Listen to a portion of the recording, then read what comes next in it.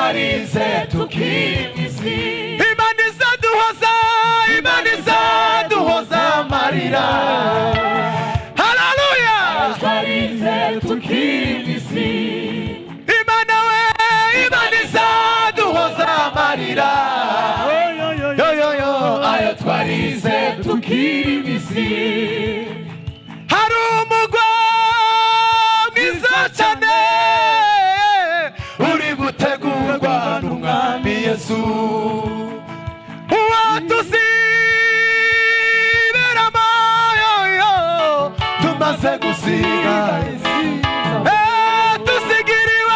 tusigira iwacu mw'ijuru. Mwami we, aho tutazongera kubabara. Imana izaduhoza amarira. Lelelelele, ayo twarize tukiri mw'isi. tusigira iwacu mw'ijuru. Yuyuyu, aho tutazongera kubabara. Imana yacu, Imana izaduhoza amarira, amarira, amarira. ayo twarize tukiri mw'isi. tusigira iwacu mw'ijuru. aho tutazongera kubabara. Imana izaduhoza amarira. ayo twarize tukiri mw'isi. Imana izaduhoza amarira. Yoyo, ayo twarize tukiri mw'isi. Imana izaduhoza amarira.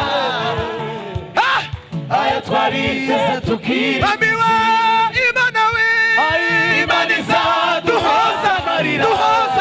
Duhoza.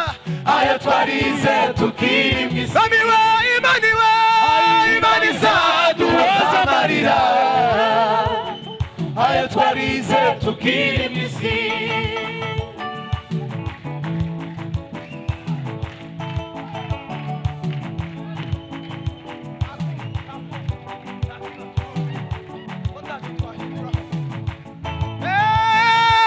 Haleluya yo. Mwami wabewe, mbaraga zawe Mwami zirakomeye.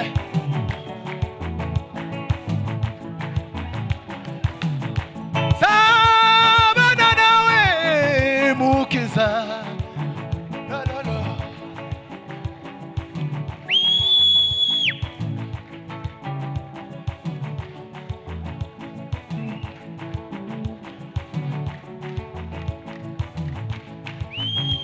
Imana we, yo, yo, yo, yo, yo, yo, yo. La, la, la, la.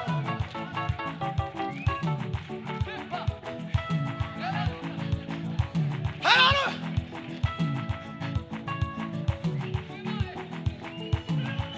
Nagushima Mana wangiriye neza.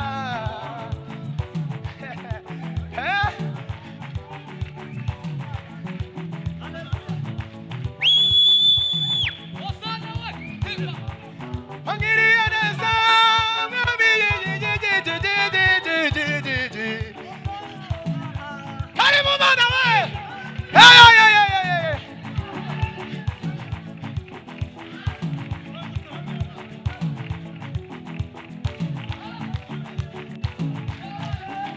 Shimwa Yesu warakoze. Shimwa Meloritana, ofera inarite. Zinabre de la forme.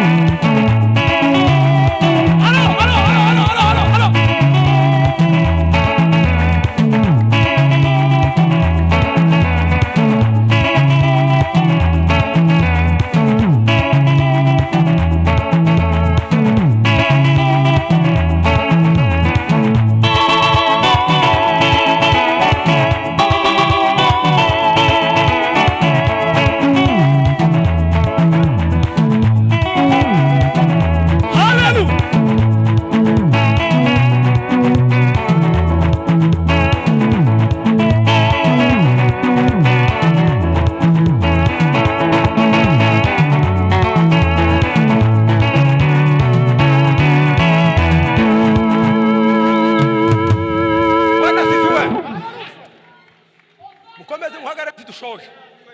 Ya minota 30 ntirashira. Tumupepe Bwana ambaye habadika. Haleluya. Haleluya. Umuntu w'umugabo ugira apeti ayasangira n'abana b'inshuke, agasangira n'abana bakuze, akaza kurya ifunguro ry'igihe kigeze, akongera akasozera ari mugoroba, agashyiraho na deseri. Uwo mugabo afite inda nziza kandi nta mutima mubi, nta n'umururumbu burimo, aba afite inda nziza. Musarire musabwa panda milima. Amen. Urutoki rwa musabwa ruje ubu ngubu, sinzi aho rwari rwagiye. Panda milima. Tubanza tuzamurire Yesu. Haleluya. Nababwiye ngo naseze umutima ngo musabwa ati mungire gutya ndavuga gusengesho Yesu. Yigaze gucuranga bari iwacu baje mu giterane. Mumbabarire nyine hano kugira ariko bimeze ntabwo twakwambara neza ameze gutya, nuko byanganira amashati za karavata amakoti kandi nza mfite isuku nk'abandi napashije mvuga ngo ndavuga nk'umupadiri usoma misa kandi hakikaya kavuga ngo ndasoma misa nimara ntahe. Ariko nibuka igihe Yeremiya yabwiye Imana ngo warashutse ndashukika, ngo abandi bahanura uko abantu bashaka rubanda ngo bakagubwa neza, ngo ngewe ndashaka guhanura ngo bakumva mpanuye ibitandukanye n'ibya ngo ariko nashaka guceceka. Mubanze mukurikire Bwana sifiwe, mugire ituza bari kuzuzwa mubanze mureke, abari kuzuzwa mubanze mureke turuzuzwa nyuma. Umwuka wacu turawukontorora. Panda milima. Amen. Ngo nashaka guceceka ngo ngasa nukingiraniye muri mu magufwa, agashaka gutaraka ahindukira n'Imana aribwira ngo waranshutse ndashukika. Azanye intokize yari yazanye istarize. Tubanze tuzamure Yesu. Haleluya. Haleluya. Ari amadezo wo ducuranga igihugu kiyegerana. Umunsi umwe ngo Yesu yeswe n'indogobe n'icyano kitigeze guhereka, ngo uwo munsi ijuru n'isi, ngo ijuru n'isi birataramana, ngo aririmba za haleluya z'abayuda. Aravuga ngo hazumvikana za Hoziyana z'abanyamahanga, ngo zivanze n'indirimbo z'igicoma marika batamarika, ngo byose bivuga ngo ngwino mwana. Wa muhungu wayoboye perezida yavuze ngo izaduhoza ryeye perezida ngwima itambuka papa, ngwima izaduhoza amarira twaririye mu isi n'igihe tuzaba tugiye mu ijuru. Hari umunyabwenge bavuze ngo Dieu ne pourra pas supporter ce monde impie pendant très longtemps. Le temps vient où le règne des abominations prendra fin. Ngwimana tishobora kwihanganira, ukandi tizihanganira ngo isi yasekirego, ngo igihe gikomeye kiraje ubwo umwami w'abami azatuzamuka. Undi aravuga witwa John Wycliffe aravuga ngo nukuri ngo kugaruka kwa Kristo ngo niyo mizero yitorero, ibindi nibifure tugira ngo tuzaze kuriya munsi. Turashize kandi mureke tuzamure Yesu Nazareth. Haleluya. Paulo yatoraga abataramana, twebwe pastor iyo twataramanye n'abahungu nguriye we ntajya tora. Paulo yataramanye n'abagore, nukuri kwimana n'abintu kuri yabaramanuka agahura na Rudiya, umugore wo muri Espagne w'umukungukazi watumye ubutumwa bugeza muri Espagne ni Rudiya. N'aba Priscilla ahura na couple yakwira na Priscilla, baramufasha financièrement ku mafaranga. Ubutumwa arabuvuga ndetse abahandi itorero ry'Efeso ngo riyobereho gatoya, ariko turashize kandi mureke tuzamure Yesu Nazareth. Haleluya. Haleluya. Iyo umuntu reka babwire ndibona nakubura rezo ugahindura telefone ngo sinzapfa nzarama. Tekereza abantu imirimo itangaje guteka yakoze hakika yawe tituza. Nous n'aimons pas subitement, nous n'aimons pas précocement, nous n'aimons pas prématurément. Nous vivrons pendant très longtemps afin que nous annoncions les œuvres grandioses que le Seigneur nous aurait rendues. Voilà l'idéal qui doit nous émailler. Birashiste kandi tuzamure Yesu Nazareth. Haleluya.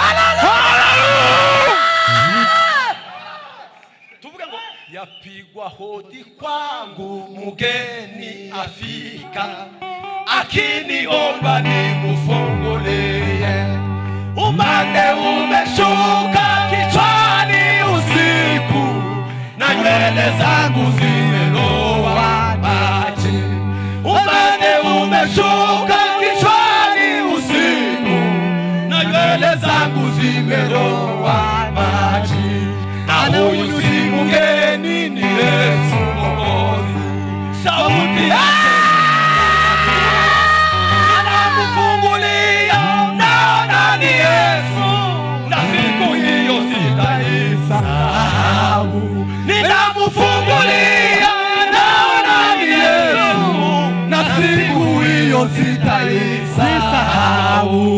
anongoneza sasa rohoni wangu, karibu naye ninatulia, ananitia nguvu, baraka za mbingu, daima nitakapo kwake Yesu.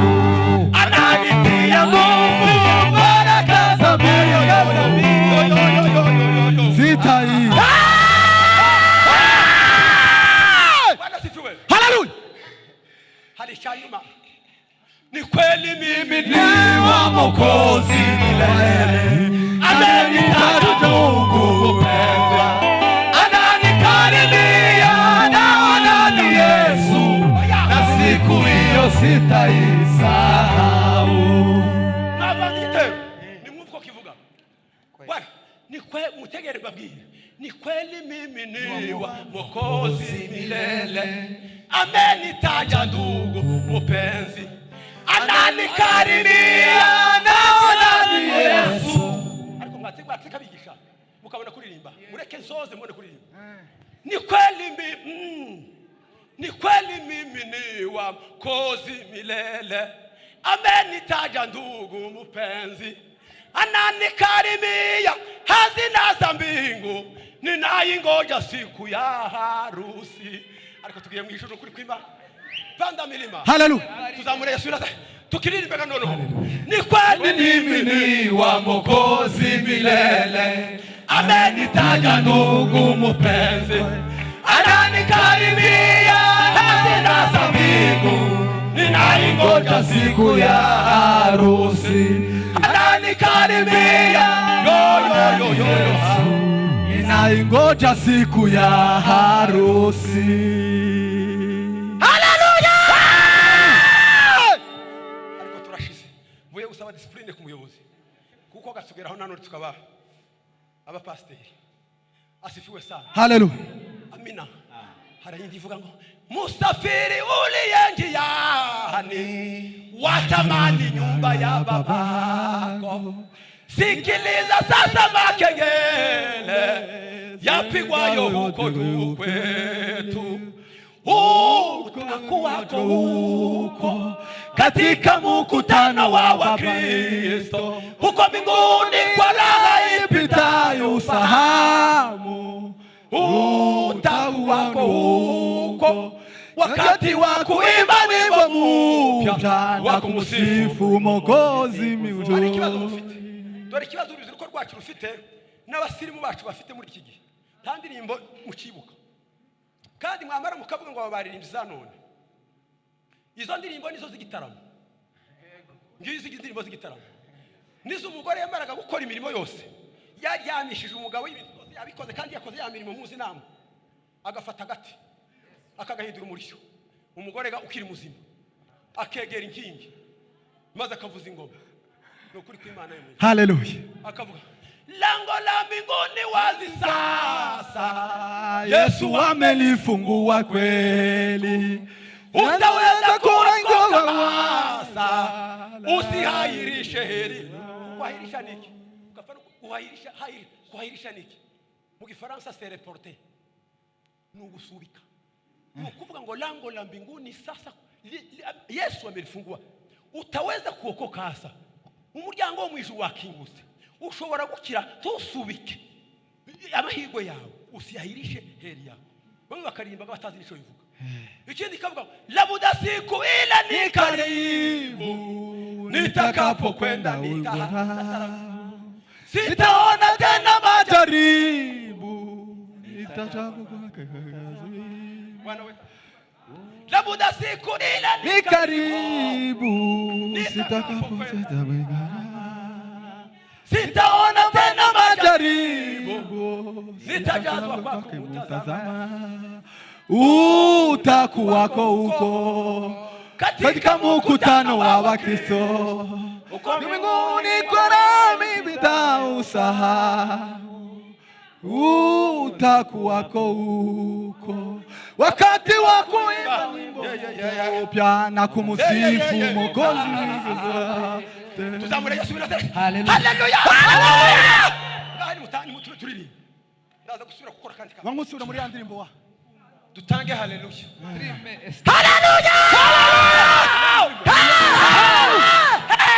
Ya ndirimbo ya mbere turanga data yitonze.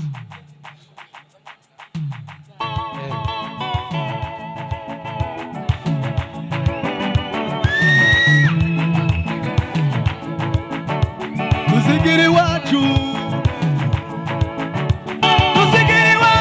tumwijuru aho tutazongera kubabara. Imana we, Imana izaduhoza amarira ayo twarize tukiri mw'isi. Tuzigiri wacu mwijuru aho tutazongera kubabara.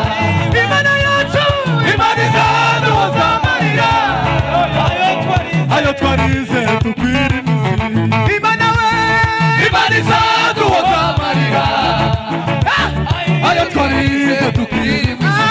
Imana we, Imana izaduhoza amarira ayo twarize tukiri mw'isi. Imana we, Imana izaduhoza amarira ayo twarize tukiri mw'isi. Imana we, Imana izaduhoza amarira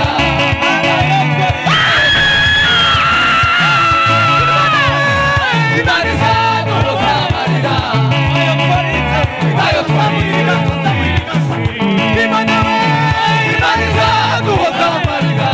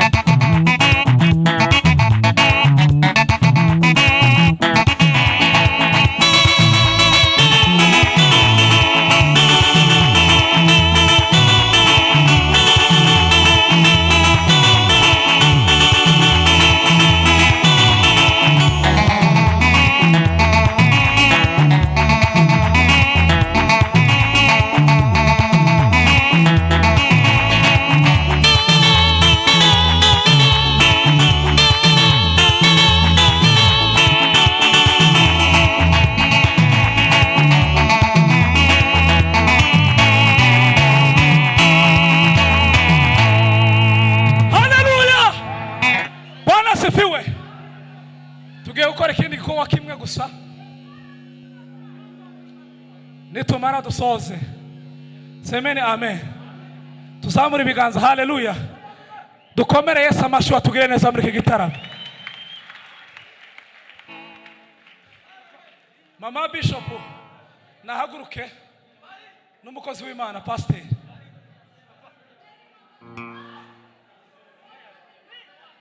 Hari nkike tugiye guhirika muri iri joro mu izina rya Yesu.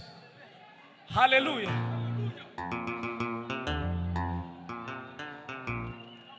Protokoli itegura inzira, turabakurikira twese uko tungana.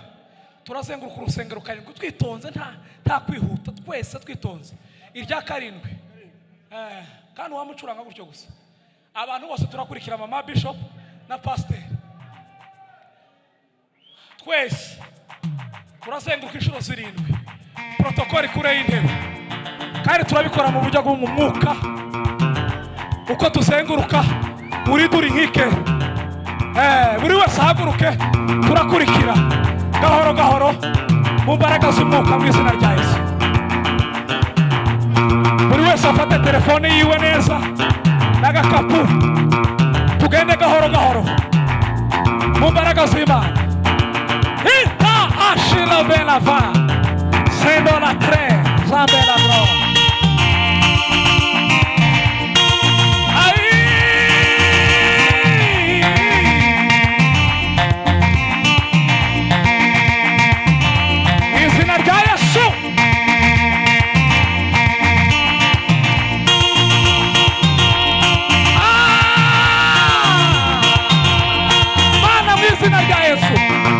Turakwizeye kandi turakwiringiye imbabazi zawe zihora witeka ryose.